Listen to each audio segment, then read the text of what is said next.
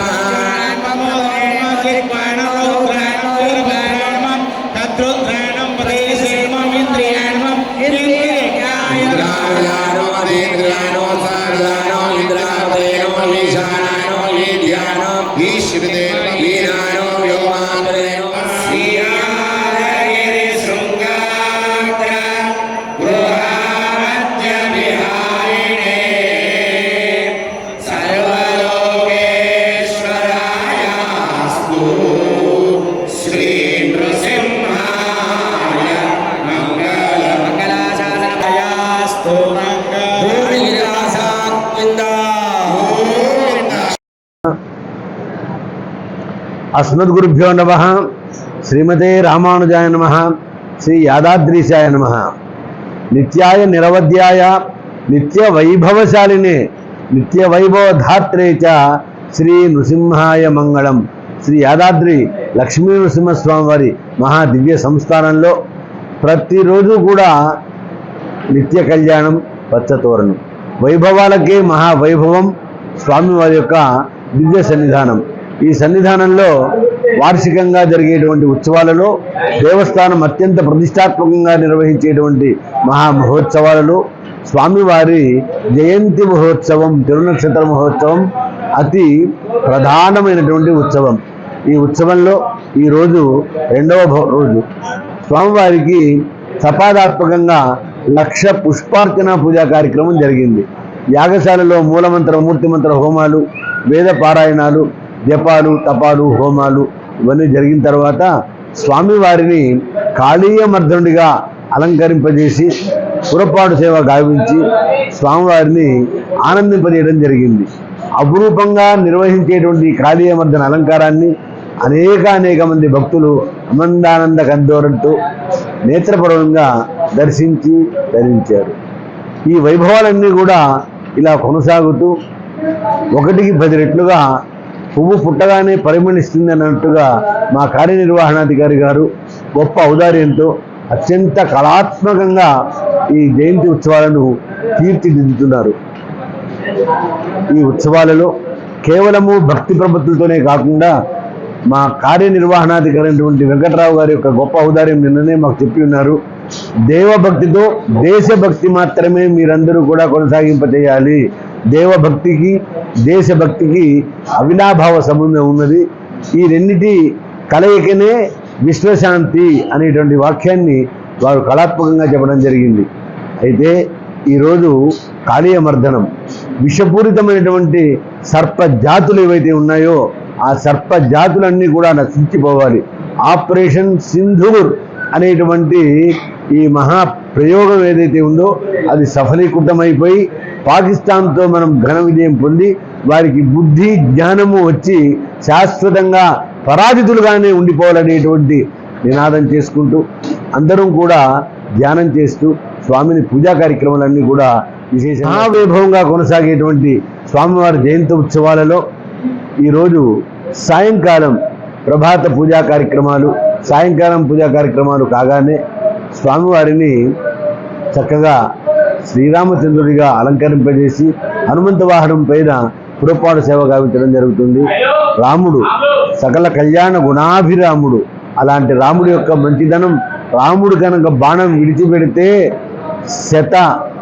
100 శతఘ్నులు ఎంత ప్రయోగంగా ఉంటాయో అలాంటి రాముణ్ణి బాణం సంధించి పాకిస్తాన్ పైన వేయడానికని ప్రత్యేకంగా ఈరోజు రామాలంకారం చేయడం జరుగుతోంది. తప్పదు, విజయం మనకు తప్పదు, పరాభవం వాళ్ళకు తప్పదు. హిందూ ధర్మం, వేద ధర్మం, దేవ ధర్మం మనకి శాశ్వతంగా నిలిచిపోయి ఉంటాయి. కాబట్టి ఆ దిశగా మనం స్వామిని ప్రార్థిద్దాం, తరిద్దాం. స్వస్తి.